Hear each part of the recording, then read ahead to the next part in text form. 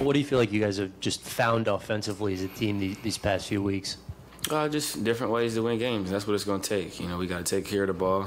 Tonight we only had 4 turnovers, which is, well, I'm lying, 12 turnovers, which is, pretty good. We want to have it under 15. Under 10 is ideal for us. You got to value possessions, get a shot every time, and then continue to move the ball.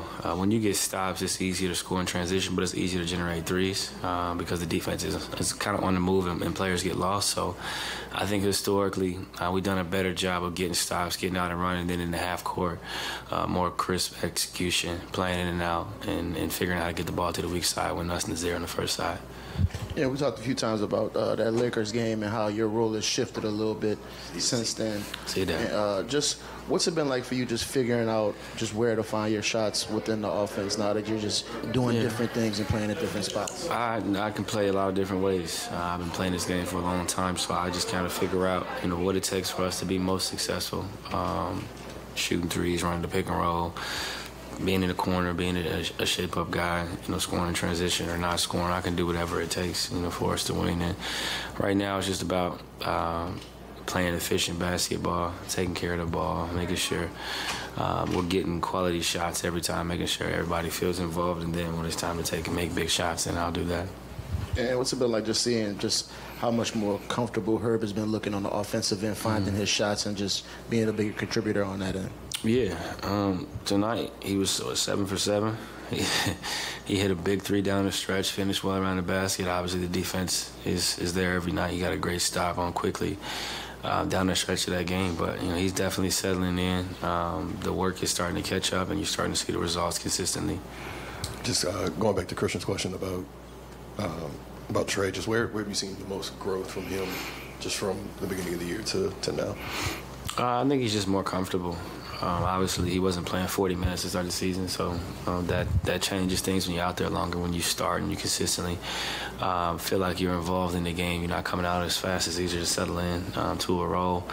And when you see the ball go in, you get more confident. You start getting dunks, you get out and run, get some threes, and then next thing you know, you're offensive rebounding and filling up the stat sheet in a variety of ways. So I think it's the work, but it's also the opportunity. More playing time as a guy who's played different roles. The more playing time you get, the more comfortable you become out there, and I think it's starting to show.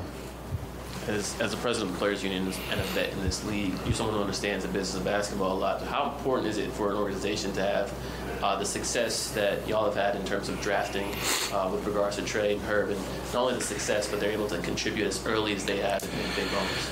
Yeah, I think it's historically been said that small markets struggle with free agency, so you have to be excellent throughout the draft process. You got to be able to evaluate talent, whether that's undrafted players like Jose and Naji, or going and finding gems in the draft like Herb and Trey and some of the other guys that we've been able to draft historically. I think you got to scout well. You got to have a great eye for talent, and you have to have the right player development, which is important because some guys are going to come in and play right away, some guys aren't. You have to figure out how to develop them even when they're not getting game minutes, and I think they've done a good job of doing that. CJ, over the last 10 games or so, BI has really taken another level in his playmaking. What have you seen that's made him so successful? I think he's just becoming more patient, embracing double teams that are coming. We're obviously putting the ball in his hands more in certain actions. He's getting single side tags. He's getting some actions where I'm coming off the ball, and maybe I'm coming off a screen or setting the screen. Maybe Trey is. Maybe we're throwing it in a post and playing out a pinch post. So different actions where he's able to play make, and he's taking advantage. And are you impressed by some of the passes that he does make? Like, for instance, the one you alluded to, that Herb corner 3? Yeah, when he completes them.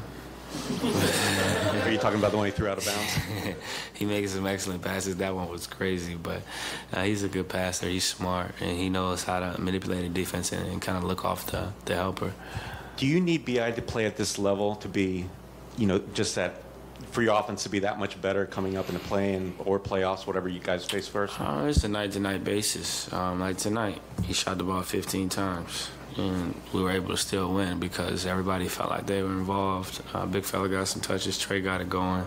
Bench unit pushed the tempo. So it's a game-by-game basis. Some nights you got to be great. Some nights you just got to be efficient to make the right plays and control the game. So I don't have a magic formula for you, but as a team collectively, you got to read the game and understand what's needed. Sometimes it's scoring, sometimes it's rebounding, sometimes it's making an extra pass or embracing the double team. But it comes down to what are you going to do to impact winning.